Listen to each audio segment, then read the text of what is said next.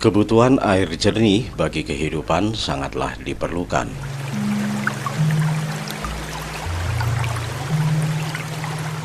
Dengan air yang jernih, maka kebutuhan pangan akan tercukupi dengan sehat.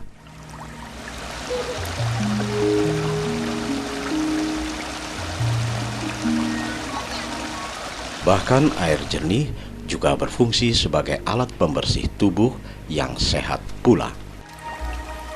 Meski harus berada di alam terbuka, namun jika air itu jernih tanpa polusi, maka mandi di sana pun akan sangat menyenangkan dan menyegarkan. Apalagi di suhu udara yang semakin hari semakin panas.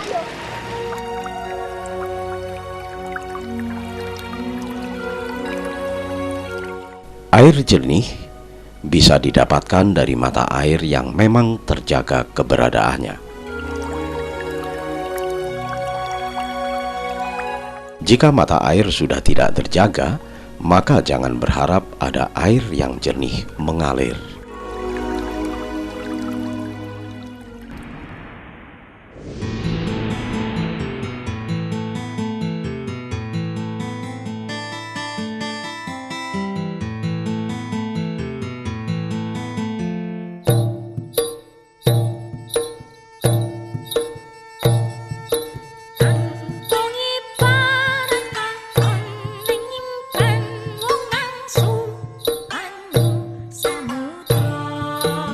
Di Dusun Cangar, Desa Bulukerto, Kecamatan Bumiaji, Kota Batu, warganya sangat peduli dengan keberadaan mata air. Mereka sadar bahwa kebutuhan air adalah sangat vital. Apalagi rata-rata mata pencaharian warga di sana adalah petani dan peternak.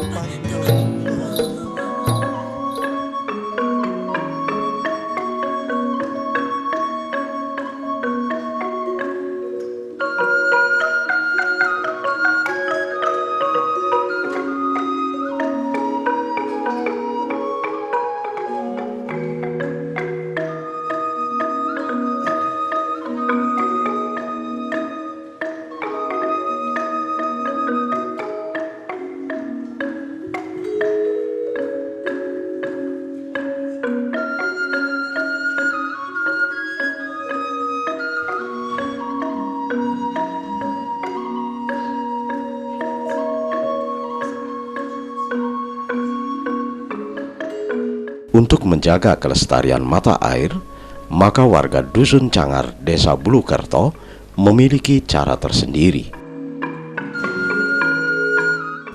yakni melalui upacara ritual yang akrab disebut sebagai selamatan sumber.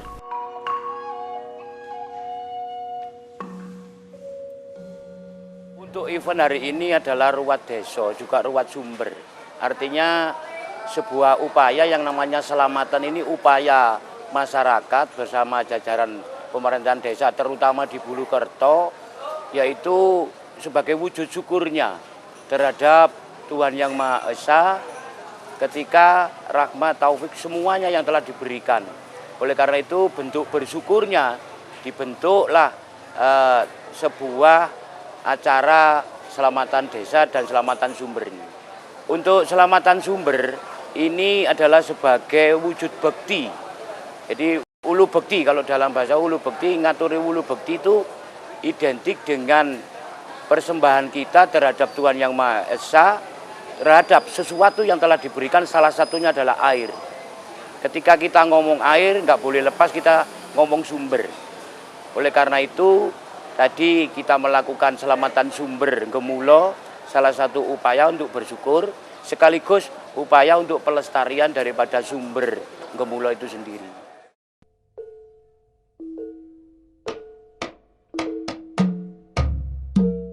Setiap tahun masuk pada bulan Suro, hari Jumat Kliwon, warga Dusun Cangar selalu melaksanakan selamatan sumber, yang sekaligus bersamaan dengan selamatan desa.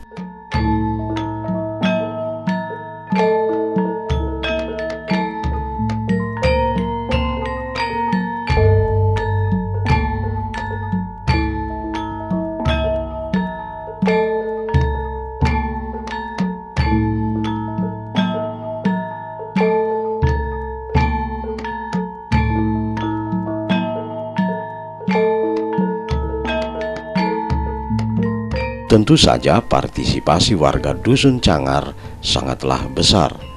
Mereka sadar bahwa keselamatan desa, khususnya kelestarian mata air, sangatlah diperlukan.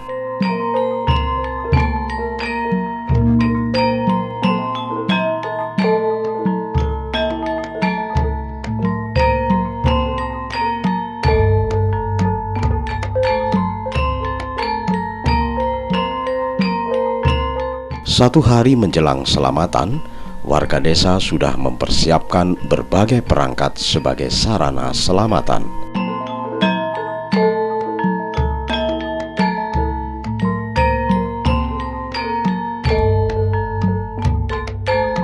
Tak ayal, kesibukan warga, baik laki-laki maupun perempuan, yang sebagian besar ibu-ibu rumah tangga, saling gotong royong untuk menyongsong acara selamatan.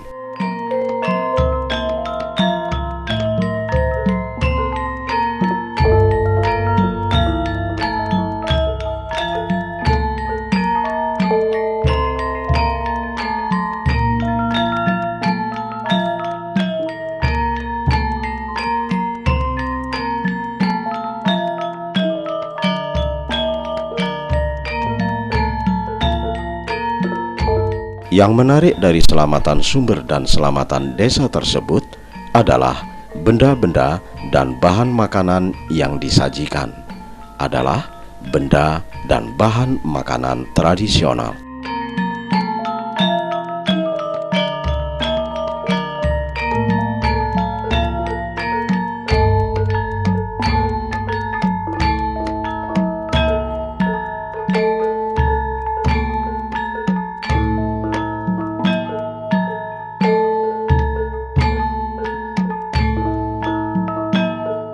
Mereka sadar bahwa bentuk makanan tradisional juga akan memberi spirit tentang kearifan budaya yang harus mereka dengungkan.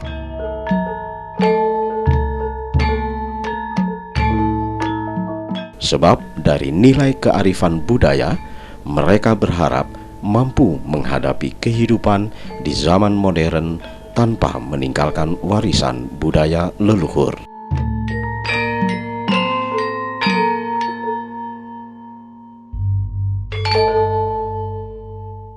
Pada prinsipnya selamatan sumber, selamatan desa, sekota Batu ini ada kemiripan. Namun bedanya hanya satu, sakral dan ritualnya. Sakral yang saya maksud di sini adalah sebuah tata cara yang ritualnya itu adalah ubur rampe atau barang-barang, bahan-bahan yang dibawa. Itu ada kemiripan serupa namun tak sama. Contoh soalnya begini, di Sumber Gemulo tadi kita ngaturi bulu bekti yang kita sebut, kita beri nama atau yang dinama dari para sesepuh, yaitu ngaturne bulu bekti rupa siram tuwuh yang berupa dawet dan rujak legi. Dawet ini pun ya dawet-dawet yang kita minum, orang ini lebih kita condongkan adalah sebuah simbol. Semua tadi simbol. simbol daripada masyarakat kecil. Yang di situ kerukunan dari masyarakat ini sebagai wujud syukurnya terhadap Tuhan Yang Maha Esa tadi. Rujak Legi juga begitu, dilihat dari kacamata bahan, itu terdapat ada nanas, apel, kelampok atau jambu air, gedang klodok. Itu buah-buahan yang dilihat dari kacamata rasa berbeda. Tapi lebih kita artikan, kita maknai, perbedaan adalah kekuatan. Isinya masyarakat yaitu ada yang pedas, ada yang manis, ada yang kecut. Ini sifat-sifat yang ada di masyarakat, inilah yang kita atur ini bulu bekti tadi.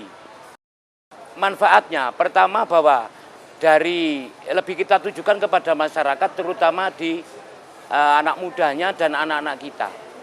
Betapa pentingnya ini harapan dari kami, dari saya secara pribadi pun, ketika anak-anak kita itu nggak kenal sumber, ya nggak sayang akhirnya.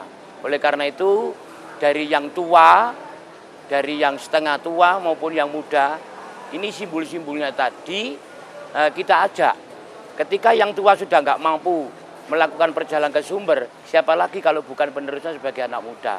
Nah, kesimpulan yang bisa kita ambil sementara bahwa di anak muda lah nanti keselamatan sumber, termasuk kelestariannya air yang ada dari sumber ini.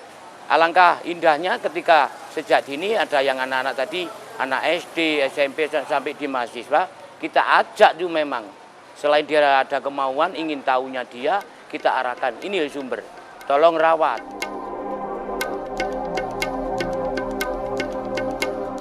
Satu benda yang dianggap keramat juga adalah sebentuk benda alat musik yang dinamakan gong.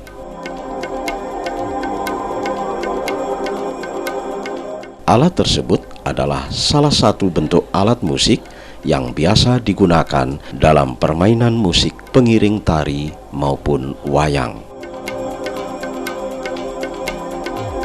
Gong tersebut sehari menjelang selamatan sudah diberi sesaji sebagai runtutan upacara ritual. Bahkan ada sebentuk benda keramat yang dipakai sebagai sesaji, yakni berupa selendang atau kain panjang batik yang sudah langka keberadaannya. Bahkan usianya sudah ratusan tahun. Kain panjang tersebut biasa dinamakan selendang padi.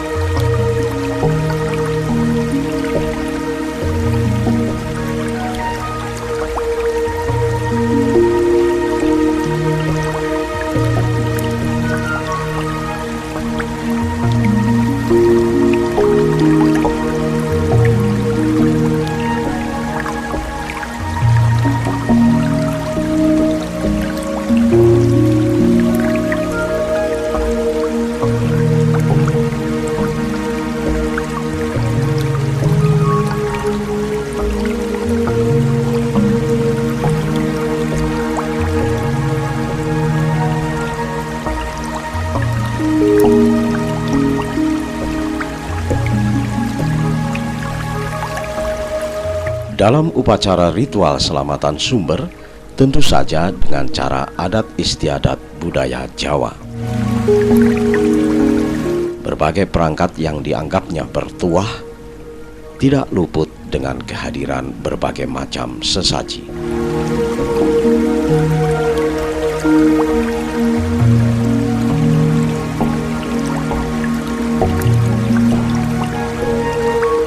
Kepulan asap dupa dan aroma wangi kembang tiga rupa dan pelengkap sesaji lainnya mewarnai kesakralan Selamatan Sumber.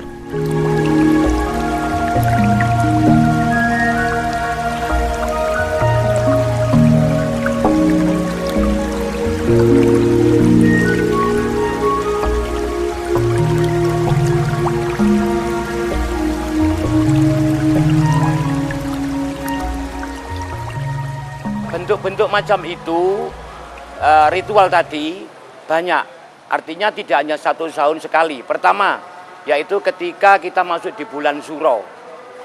Ini pergantian tahun, kita rasa bersyukur itu, mengadakan selamatan di sumber. Yang kedua, ketika ada ruat deso, selamatan desa. Yang ketiga, ada hajat-hajat pribadi yang ditujukan kepada sumber. Jadi paling tidak 1 tahun itu upaya ini 3-4 kali mengadakan ritual terkhusus yang di Bulukerto ini. Obor rampe yang kita bawa tadi salah satunya adalah sandingan. Jadi sandingan ini dilihat dari bahan itu pisang ya, gedang. Gedang itu apa? Pisang raos itu namanya buah tingkah laku. Jadi pisang wohe ngagesang, jadi buah tingkah laku kita ini itu yang kita suguhkan di hadapan Tuhan Yang Maha Esa lewat ciptaannya, yaitu di lingkungan yang ada. Lalu dupo itu sebenarnya lebih kita maknai kudu ono opo-opo ya kudu gak ono opo-opo. Jadi kudu ono opo-opo ketika di situ kotor, kita kudu gak ono opo-opo, tidak ada kotoran. Selanjutnya klopo. Klop itu lengkap. Jadi kelengkapan ini jambe, suruh ini memang alat kinang ya.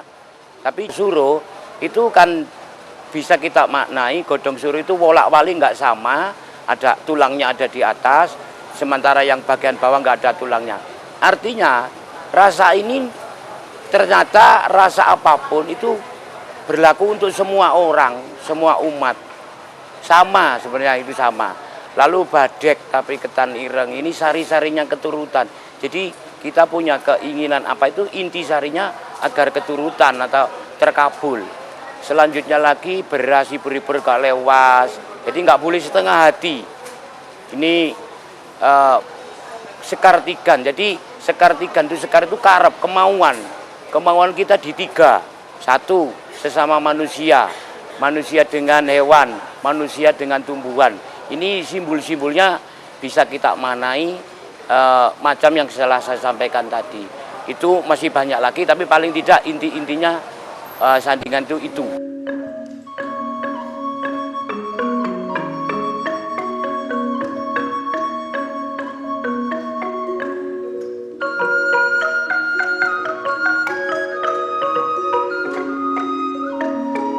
Pernak-pernik sesaji tidak asal dihadirkan begitu saja. Namun setiap bentuk sesaji ada makna filosofisnya. Salah satu contoh adalah kehadiran daun sirih. Permukaan daun sirih pada 2 sisinya adalah berbeda. Namun jika dirasakan atau digigit, rasanya sama.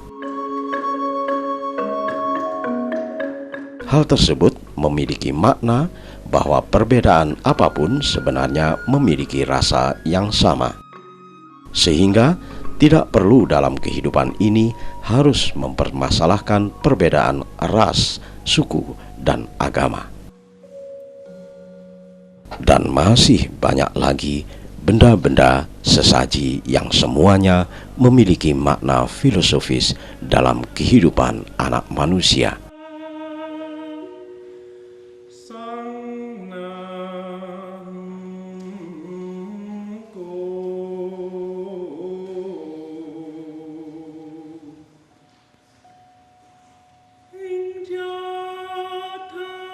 Bagi kami pelaku peduli pada sumber, peduli ini itu syarat mutlak. Syarat mutlak. Contoh soalnya begini, syarat mutlak. Ojo muni gedang nek niku kan gedang. Berarti ketika ada gedang ya kita ngomong gedang. Jadi ketika kita ngomong jenang sengkolo, ya itu harus ngomong jenang sengkolo, tidak boleh fiktif. Kita ngomong jambe suro ya kudu ono jambe suruwe gitu. Jadi biar artinya apa? Tidak boleh bohong. Jadi ojo dumeh, ojo goroh, opo anane. Adanya itu ya kita sampaikan itu. Nggak usah pakai kita rekayasa, walaupun ada budaya rekayasa. Tapi kembali lagi kepada tujuan yang ingin kita capai atau tujuan yang ingin kita lakukan. Termasuk di situ ada kocoroso dan serit. Diikat dengan benang. Benang itu ben tenang, ben menang. Yang ngoco di rasa, bukan ngoco di akal, di akal pikir, di rasa. Contohnya apa? Rasa manis. Legi ialah apa? Kan sulit. Ketika itu diceritakan legi itu begini makin salah. Menurut saya itu makin keliru. Manis itu ya rasanya manis itu. Makanya kita berkaca melihatnya dengan rasa. Selain ini, termasuk kita itu betapa pentingnya ramah kepada yang kasat moto maupun yang enggak kasat moto, ciptaan Tuhan Yang Maha Esa, ya sing akarya jagat sendiri. Intinya itu.